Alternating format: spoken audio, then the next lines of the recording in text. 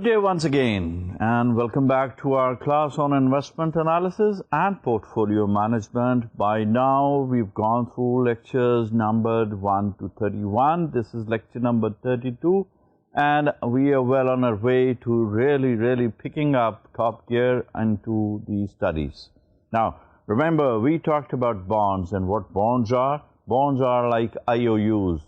The issuer gives you a promissory note that he owes you money and a little bit of interest on it as well. So you are the lender of money to the issuer who has given you the bond that he'll pay you back the money and a return as well on it. So bonds are fixed incomes in which you've pre-decided what sort of monies are going to come back to you as cash flows from the investments. Stocks are equities, bonds are debt. So we're talking about the bond market or the debt market. And the key reason for purchasing bonds is to diversify the portfolio. Remember, the safety net, the way to succeed, the way to minimize losses and maximize profits is diversifying. So we put in bonds along with stocks, along with cash to make a diversified blend of investments so that we can be safer in investments. Now remember, bonds can be issued by governments, bonds can be issued by corporations, and a bond is characterized by its face value, coupon rate, maturity, and the issuer. Yield related to bond is the rate of return you get on a bond. When prices go up, yield goes down. When prices go down, yields go up. Simple mathematics. When interest rates rise, the price of bonds in the market falls. When interest rates fall, prices of the bond markets rise. That's how it happens. Bills, notes, bonds are all fixed income securities. Why? Because they've all got a fixed maturity date, a fixed return date. They're all classified by when they will mature, when you will get back your money, when you will get back the return on investments, and when you'll get your principal amounts back as well. This is how we classify bonds. Remember, once again, the buzzword is, it's a fixed income security there to let you know what your future cash flows are going to be and how you're going to look into your investments as a way of understanding that bonds are to be understood as things of the future. Bonds must be understood that we must understand that government bonds are the safest, although municipal bonds can be safe as well, and more so than corporate bonds. Remember, bonds are not risk-free.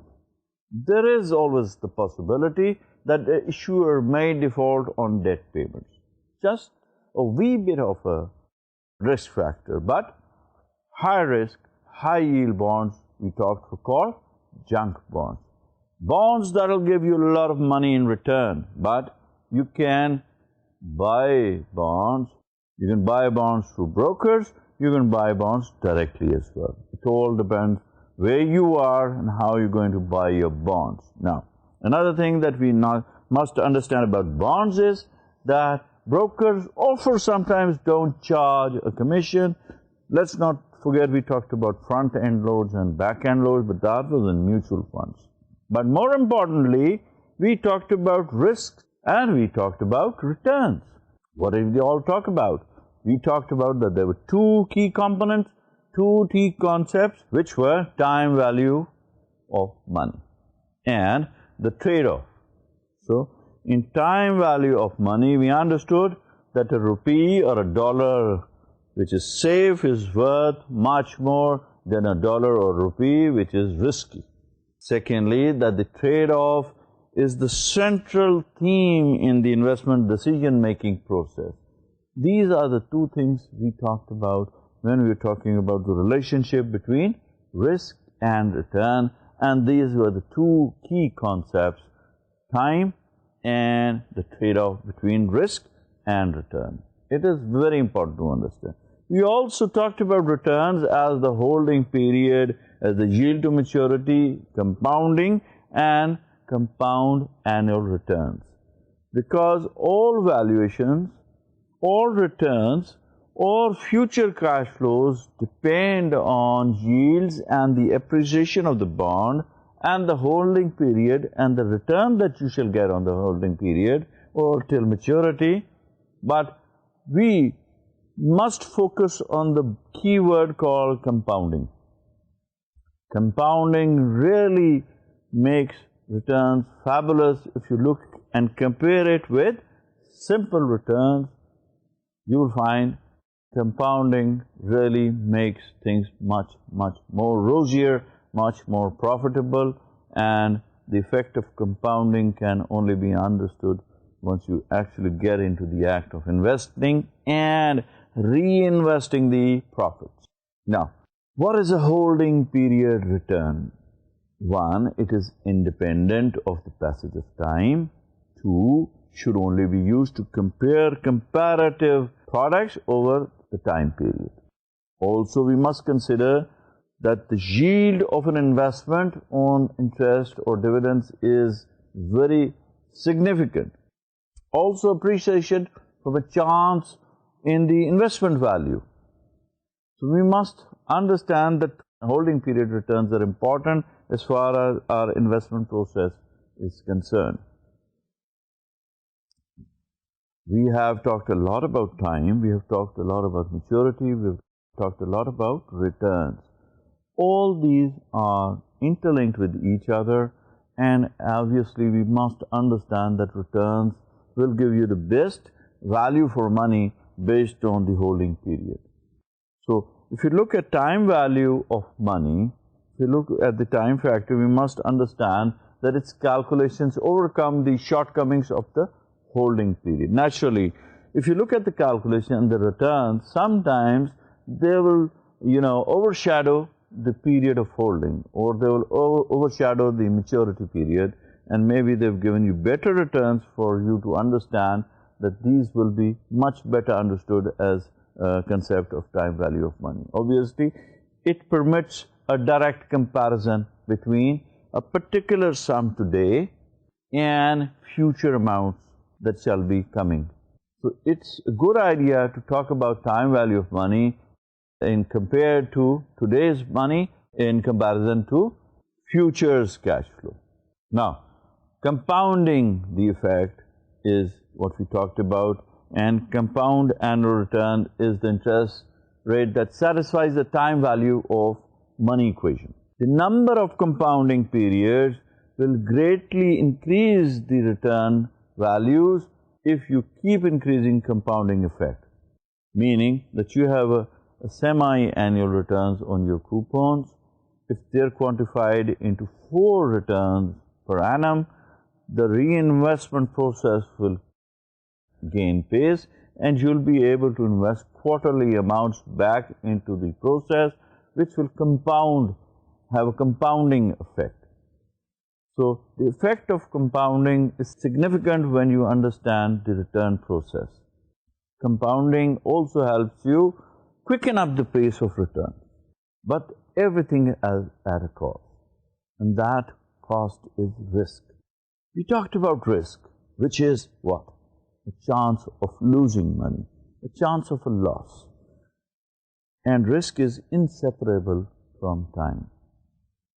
We also talked about a break-even point where we will understand where our profits shall begin and where our losses shall take place. So, a break-even point is a point that we must consider the key area to find out between profits and losses. Virtually all investors are risk-averse, especially investors with significant amounts of money or significant sums of equity. So, we must understand what is going to be the point where you'll be making money and where you'll be making a loss. So, total risk is the complete variability of investment results. Naturally, risk is there, so total risk will be the complete variability of the investment results. Now, total risk can be partitioned. Total risk can be partitioned into diversifiable and undiversifiable risk.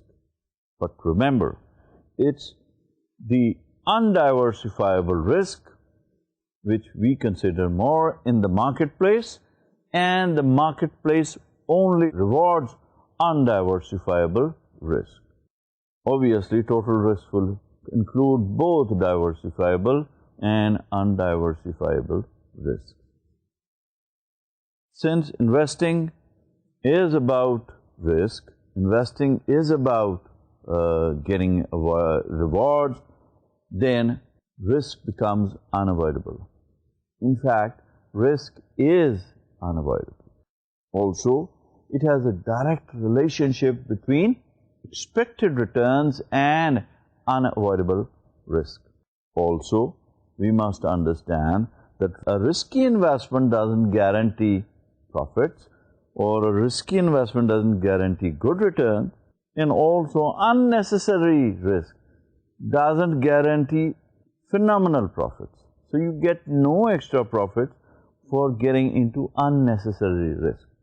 We do talk about taking risk, but we talk about taking risk with calculation. There has to be a calculated amount of risk.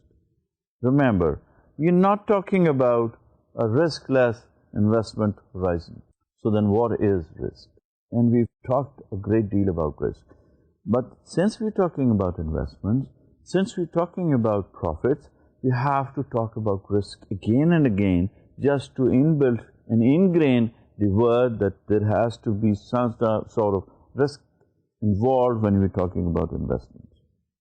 So, we're talking about investments, we're not talking about investing monies. So, if you're talking about risk, there can be risk anytime, anywhere in your life, whether it's driving, just walking down the road, or simply by exposing yourself to the vagaries of weather, you're at risk. We're not talking about monies, we're talking about risk. So there's risk in life, one. Secondly, risk is the chance that an investment can go sour, it can go bad. So it'll be different from the results that you're expecting.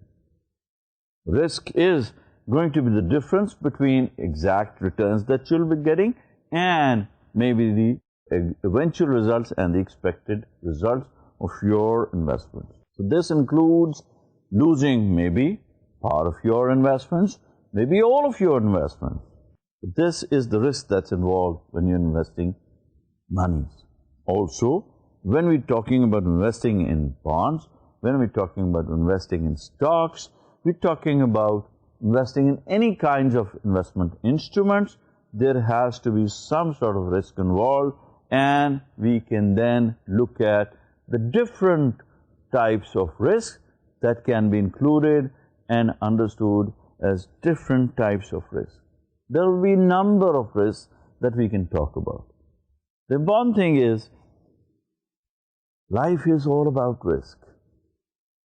Life is different than sitting home, being a couch potato, not taking risks at all and expecting all the goodies to be coming back to you without making an effort. It doesn't happen. It's not happening in real life actually anytime now. So if you want to become better financially, if you want to become an improved version of yourself economically, there is a certain amount of decisions that you'll make. Those investment decisions can also be put in mind with a pinch of salt, and that would be risk. Now, when I was talking about risk, I talked about two types of risk. One is systematic, and which is general, and two is non-systematic. So what is systematic risk then? Systematic risk is a risk that influences a large number of assets. It's a bigger risk. Let me give you an example of a systematic risk. A political event can be a factor that could influence large number of investment decisions or large number of assets. So, a political risk is pervasive, a systematic risk is affecting all securities and it cannot be avoided. It's a macro affair. A systematic risk can also affect interest rates or market or inflation risk. In the garb of political uncertainties, it is virtually impossible to protect yourself. It is virtually impossible to avoid this sort of a risk at all, because you can't control it. It's an external factor, it's a macro factor which is going to dictate the terms and conditions of the economic activity at the macro level. It's a general systemic risk with the reference that I gave to you about political risk, change of governments, political rallies gone bad, political issues which haven't been resolved can make things go bad. Political decisions, politically motivated marks that will definitely make an impact on the earnings environment. Now, these are important to understand. This is one of the risk factors that you cannot avoid. This is a risk factor that will be imposed on you whether you like it or not. And it will affect inflation, it can affect interest rates, it can affect all other investment decisions that you really change all the cash flows plannings that you've done. This was systematic risk. Now, we talk about non-systematic risk, which is specific. The first one was generalized. This is more specific, more related to your business. So, in a non-systematic risk, which is sometimes referred to as the specific risk also, is more focused on smaller number of events or smaller number of assets, more localized, more towards where you are doing business, area-wise, industry-wise, or maybe your own company-wise. That would be specific. An example would be an event or a news that is specifically related to your stock, such as a sudden strike by employees. That would affect what? Reproduction. That would make problems in inventories.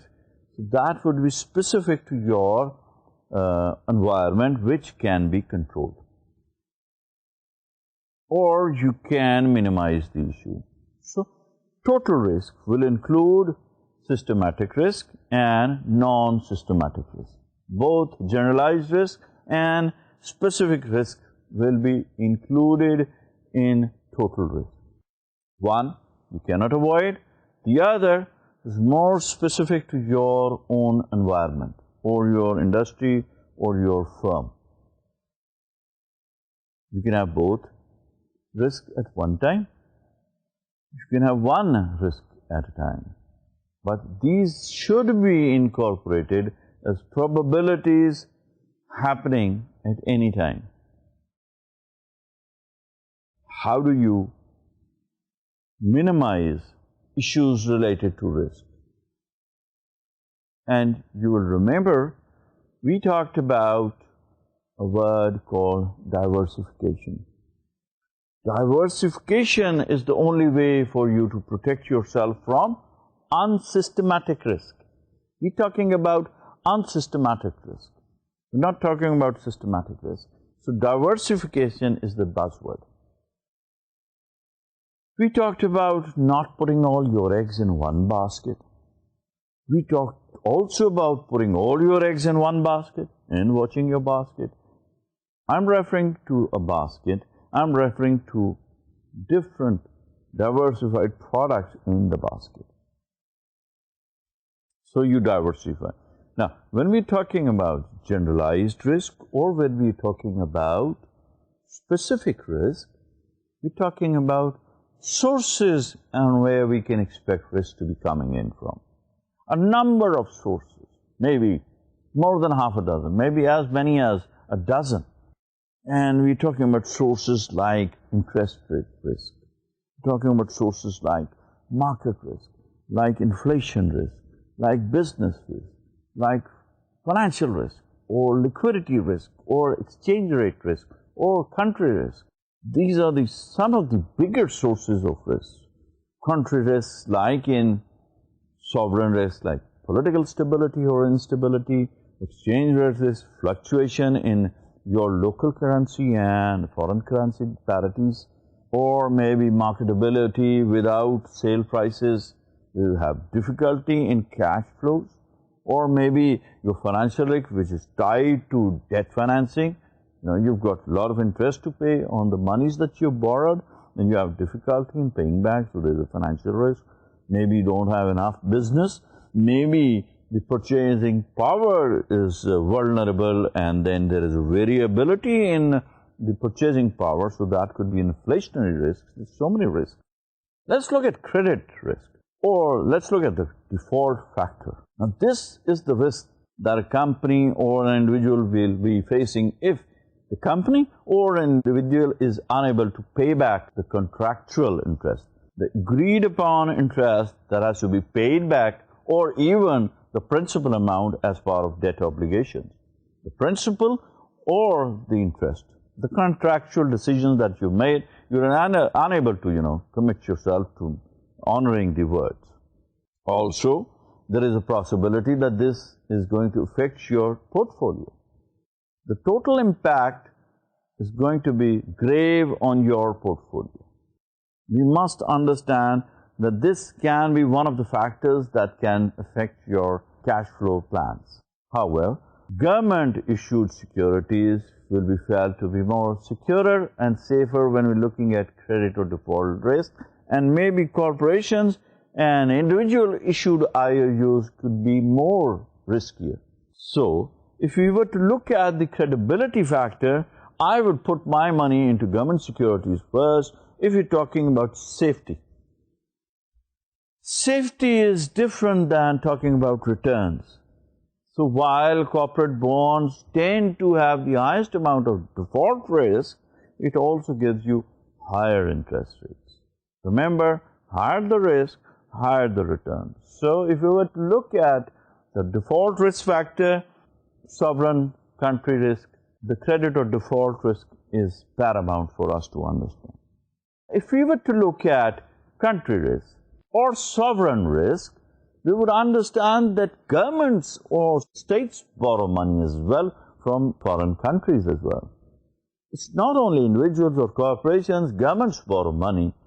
So maybe this refers to a risk that a country won't be able to pay back the money that's borrowed, or the country can have a difficulty honoring its financial commitments. It has happened. Countries have declared themselves bankrupt, and they've had to be written off. The loans have to be written off. So there is a probability. Happened a few years ago in Russia. They had to write off all the loans because they declared themselves bankrupt. Not the best of things, because the moment you do that, all sorts of further aids will stop coming into you. However, there is a risk. So, if you do default as a country, there is a problem that you might face. Then, you will have an interest rate risk. Maybe there is a rise in interest rates, and during the term of your debt, the times that you are having your debts, there is an interest rate hike, the performance of stocks and bonds will be affected. Also, we can talk about political risk again. Political risk we talked about was the general risk that we're talking about, is another source in which there's nothing that you can do, and a country's government will suddenly change its policies depending on political pressures. We've seen it happen here, can happen again, can happen anywhere. So a political risk is a risk that you can do nothing about, but these are sources that you must be wary of. Also, we must understand that this is a major reason that second and third world countries, a more polite word would be emerging countries, lack foreign investment. This is one of the reasons. Developed countries, first world countries, emerged, developed countries are fearful of putting in money in emerging countries because of this political risk. Also because of sovereign risk. Because they're not bothered about smaller companies, they're bothered about the entire country as a whole. So, we can understand risk being sources of problems. Market risk is another most familiar of all risks. Now, when we talk about market risk, we can understand that it's one of the prime day-to-day fluctuation happening in the market. A marketability risk is a risk which is word we use volatility. Volatility is the day-to-day movement in the market. So there is a market risk as well, although of a maybe shorter duration.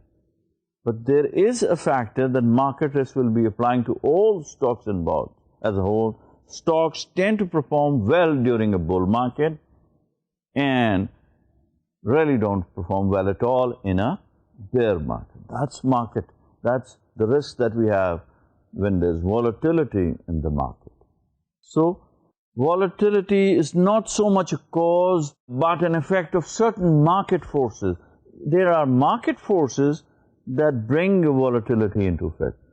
So, even if it's market risk, which may be a temporary or short-lived risk, or a political risk, which is a much more serious risk, or even graver risk is a sovereign risk, or interest rate risk, or foreign exchange risk.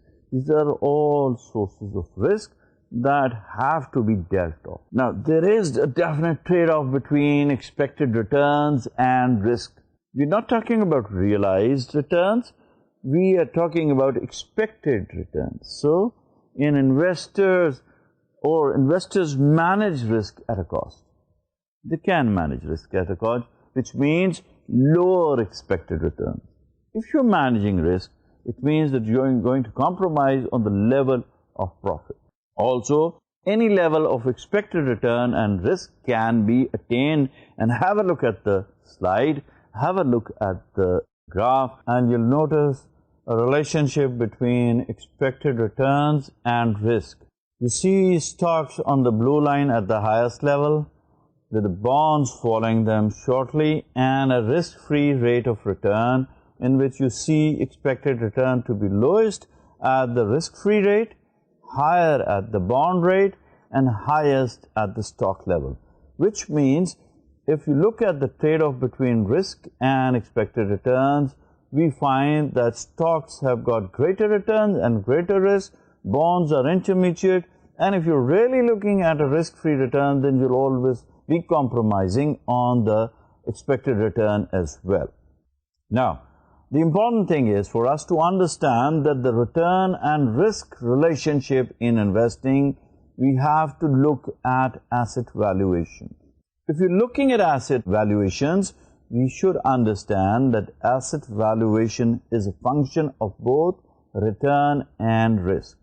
Also, it is the center of security analysis. It is the key element in evaluating investments, be it equity, be it bonds, but it is all about making investment decisions. Also, so how should realized return and risk be measured? How do we do that? So either it can be realized or it can be expected. If you're talking about realized risk-return trade-off, it is based on past. It is based on history. It's based on previous record.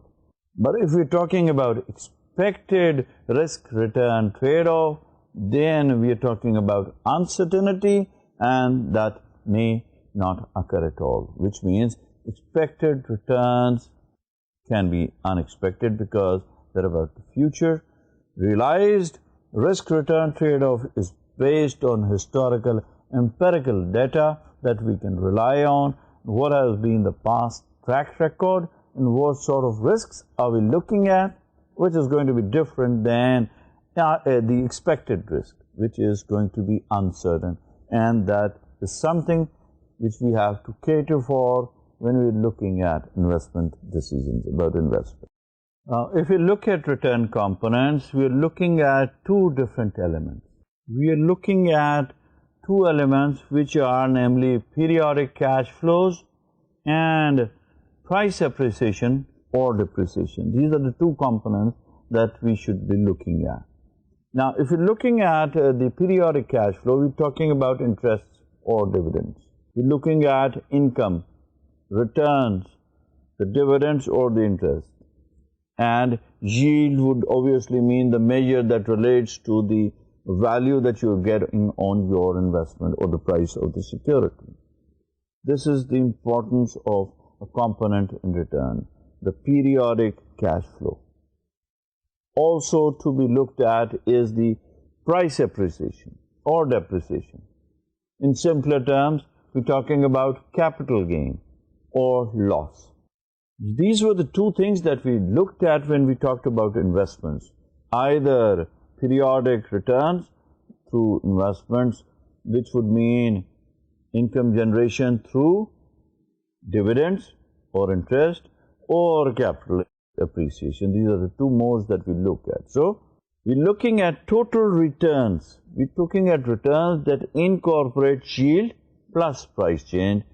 Yield as in dividends, yield as in interest, and change in price as in getting a bigger price, which would mean a gain, or a diminishing price, which would mean a loss. So that would be incorporated as total return when we talk about the return component.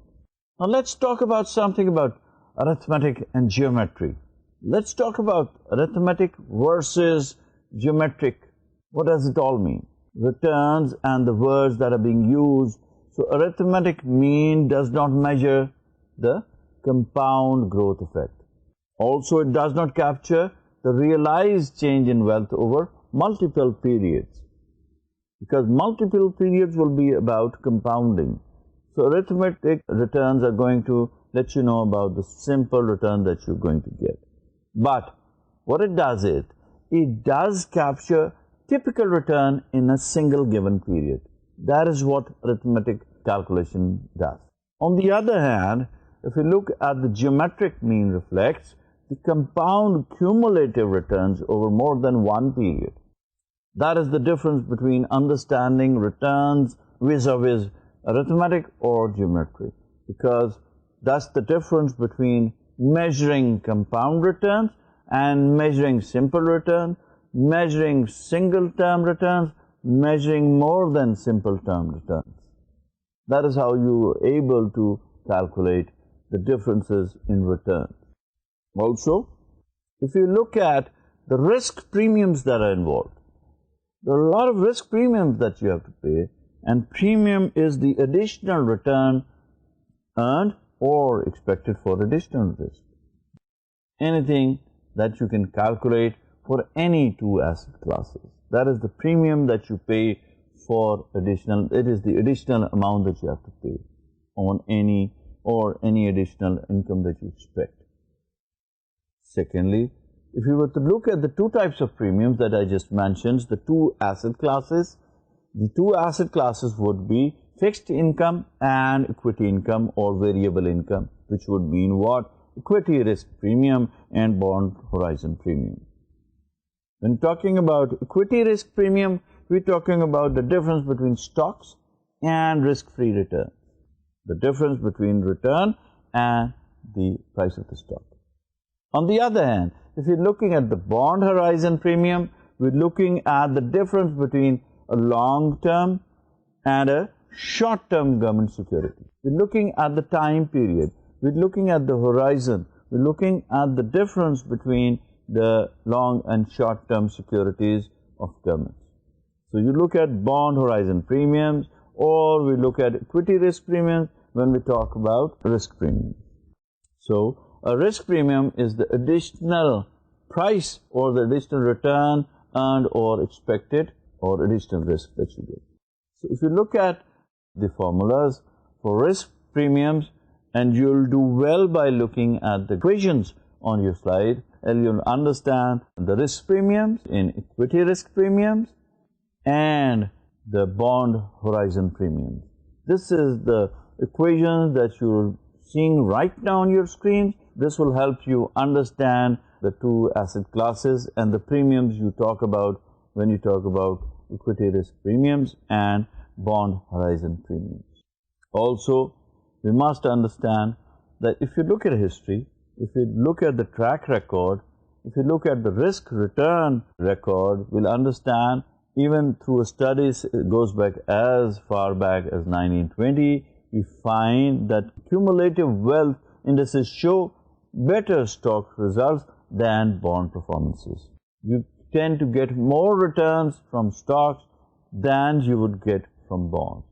But that is understandable because there's lesser risk in bonds, there's more risk in stocks, and obviously more the risk, that's why you get better results. Cumulative results show this. And we're talking about almost 90 to 100 years horizon. Important thing is that obviously because of these, the stock standard deviations also exceed. More volatility, there's more deviation from the mean in stock prices than in bond prices. So obviously stock standard deviations also exceed bond standard deviation. Annual geometric mean return, obviously for the S&P 500. Remember way back we talked about S&P 500 being the market index. One of the market index, the other was a DJIA index. And if you look at the annual geometric mean return for S&P 500, it's 10%, with standard deviation standing at 19.4%, which is greater than if you invest in bonds. So what all this means is that you get a greater return in stocks than you would get in bonds. But if you look at investments, if you look at measuring returns, we must understand we measure for comparing performances. That is why we measure anything.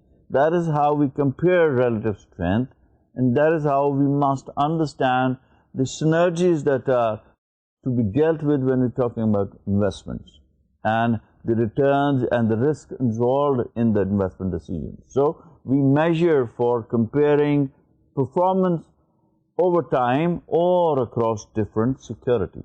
Unless we are able to measure, unless we are able to evaluate returns, there is no point in going for something that results being not known to you. So total return, we talked, is a total percentage of both returns. Then total return would be a percentage relating to cash flows received during a given time, and that would be understandable more so when you look at the equation. Total return would be cash flows received during a given time. Look at the equation, because you'll see a lot of equations in this particular lecture, because we've got a lot of equations when talking about different aspects. The total return would be denoted by cash flows on the equation that you see, and you'll be able to look at the equation and understand what I'm talking about. This was about measuring return or being able to compare results from different securities over a given period of time. Total return can be either positive or negative. Total return can be negative or positive. When accumulating or compounding, negative returns are a problem. I agree. But we have to understand that total returns can be either positive or negative, up or down. So a return relative, RR for return relative, and total return for TR, we'll understand by looking at the equation once again that a return relative solves the problem because it's always positive. We said negative returns will be a problem, but a relative return solves the problem because it's always positive. Once again, total return has a problem because it may be negative, but a relative return will always be positive. So have a look at this equation for more understanding of measuring total returns and measuring return relatives. TRs and RRs, because this is what we're going to talk about in the next topic that I'm going to tell you right now, which would mean that you'll be able to measure the level of wealth. You'll be able to measure the level of wealth created by an investment rather than the change in wealth. We'll have to, take advantage of this equation once again. Have a look at the equation and you'll understand that to measure the level of wealth created by an investment rather than the change in wealth, we need to accumulate returns over time. Cumulative Wealth Index, or CWI over N periods, is the equation that you're seeing right now on your screen. This is another way to measure the level of wealth created by an investment. We're talking about level of wealth created rather than the change in wealth. We're talking about the total wealth and not the difference between investment and realized gains.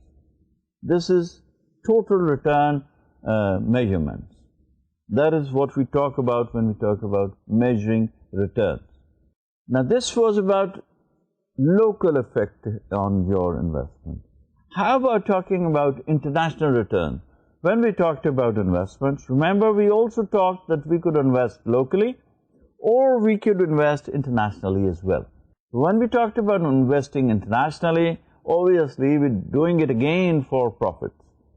And if you're doing it for profits, we need a measure that would evaluate the wealth. So, to measure international returns, we include any realized exchange rate change. It is important. One of the risk sources was the exchange rate. The exchange rate parity between a local product or a local stock or a local currency and international stock or international currency. We use these parities and these disparities for arbitrage as well. Arbitrage is one of the things that we can take advantage from the disparity between international values of your currencies. So, if foreign currency depreciates, returns are lower in domestic currency. Also, we must understand, and once again you'll have to look at the equation to understand the return as far as foreign international investments is concerned, that the total return in domestic currency shall then be different than in foreign currency, especially when there is an exchange rate difference, a hike or a fall in exchange rate. So, there's going to be end valuation for foreign currency divided by the beginning value of foreign currency, and this is how you'll be able to understand the effect of a change in foreign exchange rate. Measure describing a return series is important for us to understand that total return or return relative and cumulative wealth index are useful for a given single period of time. We're talking about no variables in time period. We're talking about a single time frame, and then we're talking about total returns, return relatives and cumulative wealth index, which are useful for a given single period of time. Also, what about summarizing returns over several time periods?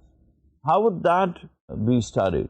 If you look at the equation, you'll understand that the arithmetic mean is the way, or a simple mean would be the way to understand the different aspects of studying several time periods.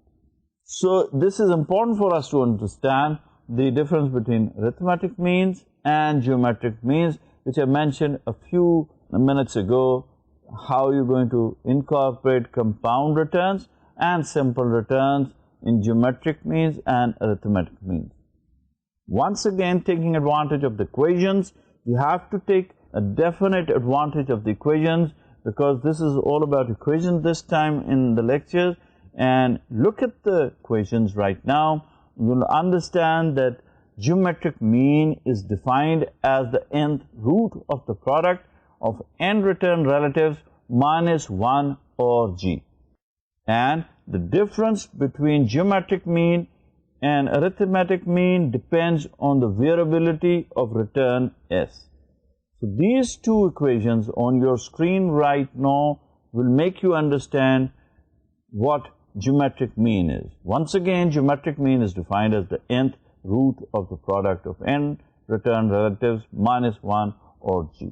So, you'll be able to comprehend and understand the difference between arithmetic mean and geometric mean more so by looking at the equations.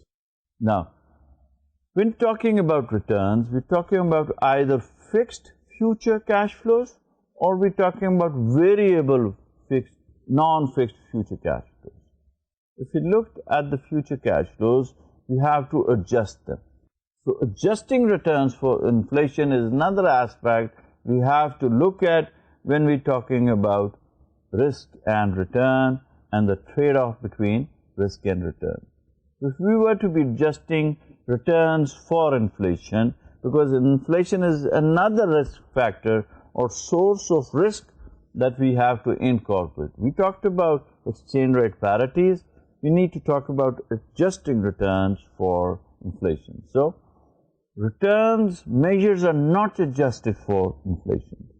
Please keep that in mind, that return measures are not adjusted for inflation. In fact, purchasing power of investment may change over time. Also, the CPI or the Consumer Price Index is a possible measure of inflation. If we look at our lives on a day-to-day basis and just have a quick look at the equation as well in the meantime, we'll understand that we have different measures for evaluating or measuring inflation.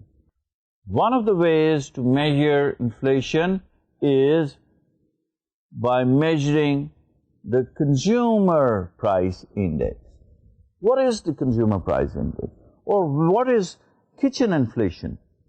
What is all this talk about measuring inflation? Now, if you were to understand and talk about measuring inflation, we would understand this by measuring risk. If you were to measure risk, how would we do that? So, risk is the chance that actual outcome is different from the expected outcome, and that is the risk that you have. Also, that standard deviation measures the deviation of returns from the mean. That is measuring risk. What I just mentioned to you about measuring inflation, one of the ways to measure inflation is the Consumer Price Index. Or we could measure risk by looking at the Kitchen Price Index. Indices that would include products that are normally used in kitchen. If you look at the variability or the difference in prices in the Consumer Price Index, we would be talking about products that you talk about or use in your daily lives.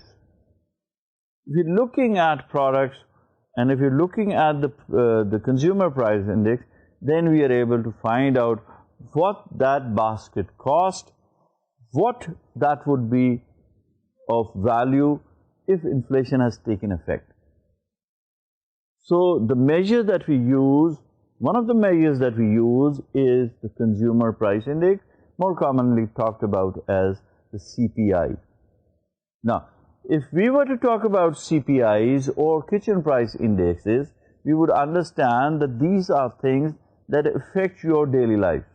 Any investment decision, any plans to invest for the future have to incorporate inflation. This was one of the things that we talked about in the previous lecture. I mentioned this earlier as well. Inflation does make a big impact on what your future cash flows are going to be. If we are able to talk about inflation, we must understand that we were talking about investing for gains over and above inflation. Even if we were talking about putting our money back into a financial institution, for instance, for a fixed income, the return has to be greater than inflation. It doesn't make sense. It doesn't make good investment decisions, because if you get lesser returns than the inflation rate, you're still going to be in negative territory. You have to stay ahead of inflation, because that is what investment is all about. That is what financial management is all about.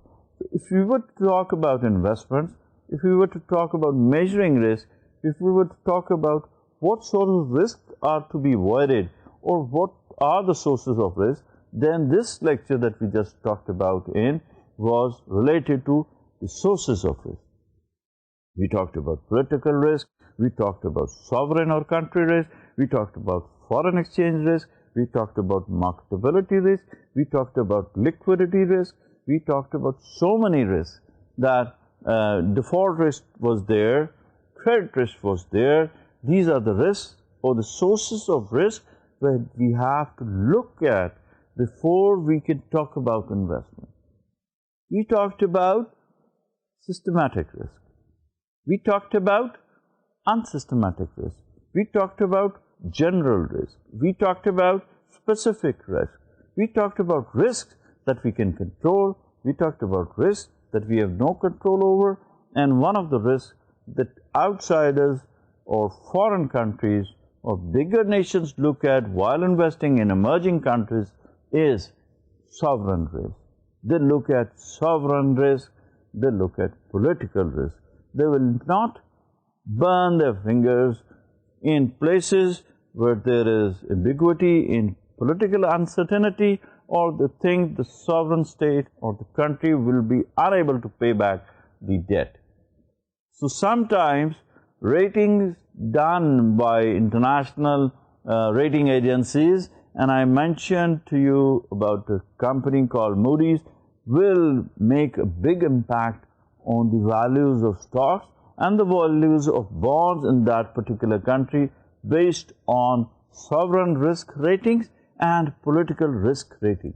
These two are going to be very significant for foreigners to invest in one country, whether they should invest or not to invest. Secondly, we must understand we need not get into unnecessary risk, because there is no guarantee that unnecessary risk will give you unnecessary phenomenal gains. There is no guarantee at all. What we must understand is that if we were to invest into stocks, expected returns would be more. If we were to invest into bonds, expected returns would be lesser than the stock. But having said that, it is important for us to understand as well that in getting greater returns or expecting greater returns from stocks than from bonds, we also are talking about greater risk in stocks than the level of risk in bonds. So, if we were to talk about avoiding risk, we can do this by diversification. And diversification would be means of minimizing your losses and maximizing your profit. Thank you very much.